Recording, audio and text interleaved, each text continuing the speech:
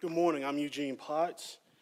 The topic I did research on is white nationalism in American legislation. My mentor is Dr. Michael Hall. He's a political science professor here at Wichita State University. Before I go into too much detail about this, there are definitions and terms that I use throughout this project that I want to define for everyone here. Nationalism is a political ideology that places the interests of one's home country above the rest of the world and advocates for foregoing your own personal self-interest. In America, this presents itself as white nationalism, given that America is a white country. Trump's slogans like "Make America Great Again" and his policies designed to put America first are examples of white nationalism, which is a type of nationalism. White nationalism is a belief that as a race, whites should seek to develop and maintain a white ethnic identity within a state or nation. What white nationalism does is it uses the mechanisms of political power to ensure outcomes that are favorable for whites politically. This puts minorities and others in a very just bad position. This type of nationalism is also the nationalism that you see that opposes any sort of aid to the poor, aid to minority, or any other affirmative action programs. And this all ties together with the white supremacy ideology, which is very simple. It's the ideology that whites are superior to all other races. The relevance of this research is important because given our political tenor that we have currently right now, and also that we make laws that affect people adversely, and we always don't know how adversely we affect those people. Take example, the Welfare Act of 1996, which is one of the pieces of legislation that I took a look at. That Welfare Act changed how welfare was administered. It took it from a federal government grant program to a program to where states got the money, but they also got to determine who was able to receive welfare and what those limitations were. There was a sociologist at Savannah State University 3 years ago that did a study on this, and what she found is out of the 8 states that have a African-American population of 20% or larger, each one of those states had restrictions that were deemed harsh, more harsh, or overly harsh. Now, the background for this are 2 grassroots political movements. Now, the Contract with America is a top-down grassroots movement started by Newt Gingrich, who was a backbencher in the House in 1994. He felt that the Republicans in the House were not forceful enough in combating what he felt was an overzealous Democratic agenda. So he came up, along with Dick Armey, with a plan called a Contract with America. The Contract with America is a 10-point plan that basically lays out these are the things that I am going to do if I ever get power. The House Republicans won that election. They turned the House of Representatives for the first time in 40 years, and they also won 8 new seats in the Senate. Now, that coincides with the Tea Party because the Tea Party is also a reactionary grassroots movement. Now, this grassroots movement, it goes from the bottom up. The Tea Party really has no leaders, but it has the same sentiments that you find with the Contract with America. The issue with both of these grassroots movements is even though these tenets they proclaim, they sound benign, they look benign, they often produce legislation that adversely affects minorities. Also part of the background in this is rhetoric, white nationalist rhetoric. Now, white nationalist rhetoric has been a part of American politics since the beginning. Since the Civil Rights Movement from about 1955 moving forward, you can no longer be overt about your racism. You couldn't be a politician and say blatantly racist things. The sinister-looking gentleman chomping a cigar is the strategist by the name of Lee Atwater. He is infamous for the Southern strategy. And what he gave an interview in the early 2000s to a political scientist. What he basically said is, I can't use these particular words anymore, but I can use other words like busing, states' rights, words that whites will hear and say, okay, he's not this, he's somebody I can vote for. And that's how we have seen a shift from overt to covert. Now, the research purpose is to use 2 pieces of legislation and to see if using the Welfare Act of 1996 and the Affordable Care Act to see if there's a rise in white nationalism between 1994 and 2010 using those pieces of legislation. The way I did this was I collected the data from the open debate from both periods. This data is available from the congressional record.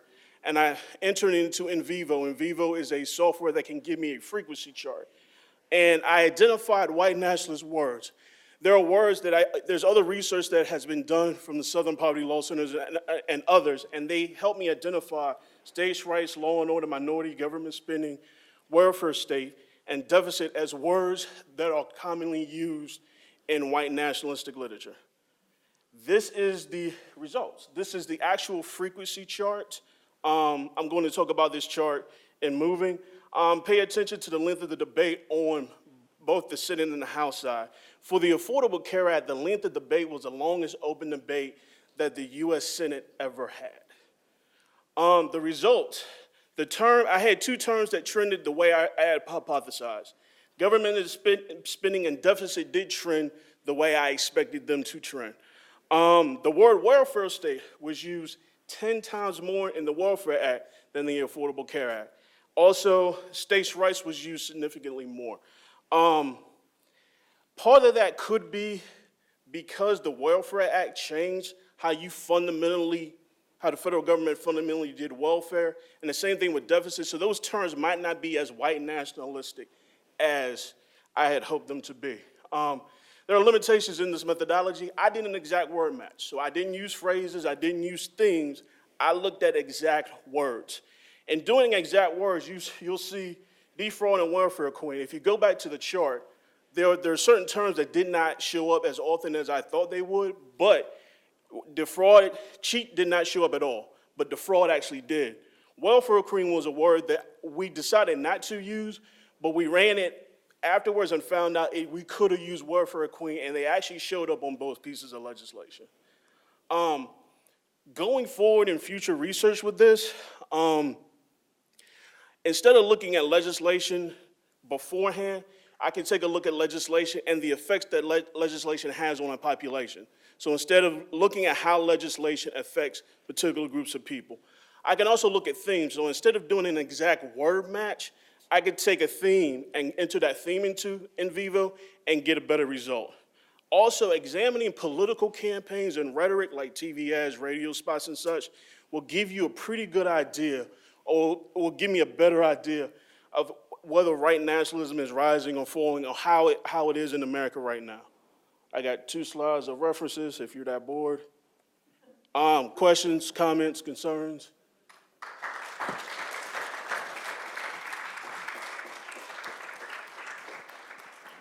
A very good presentation. The big thing now is big data, and I know you're a political scientist, but they're saying to use Google as a way to do your word matches. And that's going to be able to correlate or help you to answer some of your questions. Because you used legislation, so you could use Google to match your research with trying to answer your questions about white nationalism. I used Google at first.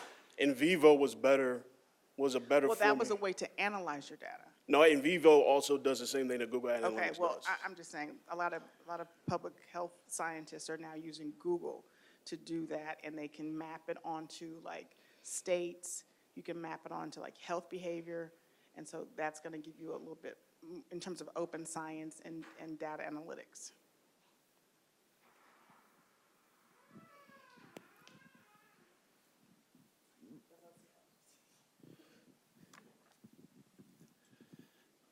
You know that you did a really good research study too, kind of similar to if you go back to your table slide and also your limitations, I think thematic analysis is a very good idea, and you may also want to look at comparing and contrasting different types of repertoire they're using it, like if it's in a debate or if it's in newspapers or if it's in like magazines.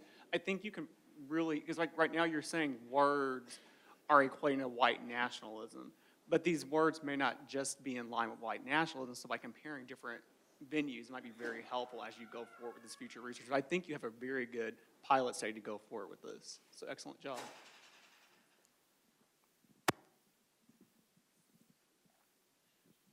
Thank you, thank you, thank you, thank you for this work. It's very brave, and it's cutting edge. I appreciate it. I am just going to say shortly, this is what I do in the job, where I work, disparities and, impressions and things like this. I just want to say one thing. Words create pictures, and those pictures sometimes become perceptions, and absolutely perceptions drive behavior. And so I commend you for looking beneath the surface and researching it. And I'm very curious as to where you will take your studies next, because I see you. Thank you.